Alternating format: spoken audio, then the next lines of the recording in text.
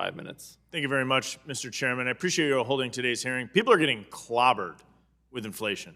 When I'm home in Wisconsin, people are going to the gas pump, they're feeling it. People go to the grocery store, they're feeling it. People are getting clobbered day in and day out. And inflation impacts everybody, but it really clobbers seniors on fixed incomes and low-income workers. And low-income workers are taking it on the chin right now. It was suggested by one of my Democratic colleagues that Republicans were having fun blaming Biden. This isn't fun at all. People are getting clobbered by higher prices. They're getting clobbered by higher prices, and we got to get to the answer of the policies that are driving it. And I think it's very interesting. We've heard about corporate concentration. I'm guessing that polls pretty well. Do you think that polls pretty well, Mr. Godspeed, to blame it on corporate concentration and corporate greed? The polling and politics are outside my area of expertise. I would imagine if the claim is being made, then presumably someone sees some. Yeah, that'd be my guess. It was interesting. I was looking at your presentation and following along kind of the Eurozone against the United States. Inflation between the Eurozone and the United States tracked pretty closely over the past 15, 20 years. Is that accurate?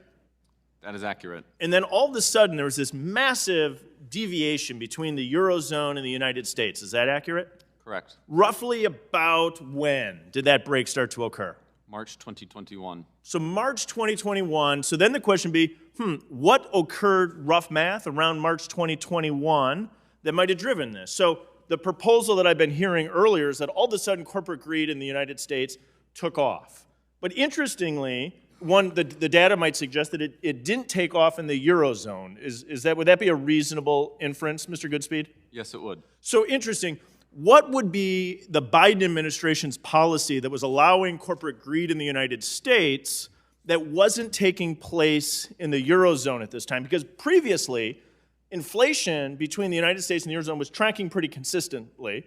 Then we have a break, huge deviation, triple the inflation in the United States than the Eurozone has been experiencing. Is that correct? That's correct. And so then the logic would say, okay, so if corporate greed and concentration is driving this in the United States, why did the corporations all of a sudden decide, once the Biden administration came in, the Biden Department of Justice, do you think these corporations sat down and said, aha, we got a Biden Department of Justice, we have one-party Democratic rule in Washington, D.C., now's the time to go and drive greedy profits up? Do you think that occurred? I've seen no evidence to suggest it occurred. Were there any policies that shifted in the Biden administration or under one Democratic Party rule, specifically as it relates to corporate greed and profits, that would have driven these corporations to drive up profits? No. Did they say, we're going to stop enforcing some certain policy, that they're going to have a massive change on antitrust regulation that would have said, these corporations would have said, boom, now's the time to go? None that I'm aware of. Yeah, and so the data shows the consistency in the Obama administration, the Trump administration, and then all of a sudden this massive deviation. You'd almost think that suddenly spending took off in Washington, D.C. this year. I think that is the $1.9 trillion elephant in the room. Did the Eurozone have a massive, ginormous increase in spending that they saw that paralleled the United States? Neither of the same magnitude in 2020, nor anywhere close to the same magnitude in 2021. Interesting. So we have this massive deviation that occurs. You have not identified any policies that would have allowed corporate greed to take off uniquely under the Biden administration. We have problems with corporate greed on occasions, right? And we should dig into that. We don't want that to occur. But you haven't identified any unique policies in the Biden administration that's uniquely weak as it relates to corporate greed or enforcement. I haven't heard any of my colleagues suggest a specific policy of weakness in the Biden administration on that we need to dive into.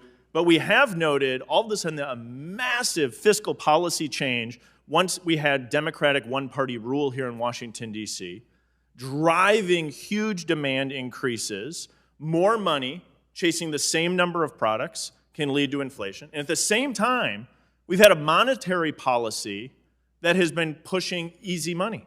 The balance sheet at the Fed has increased over $4 trillion over the last 2 years. The Fed's balance sheet continues to increase. So we have an easy money policy rather than sound money.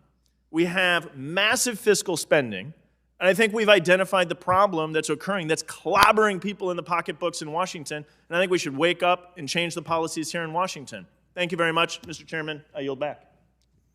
The chair recognizes himself for 5 minutes. Dr. Mahbood, Dr. Goodspeed, Dr. Zandi, in that order, I have an energy question for you. This morning, President Biden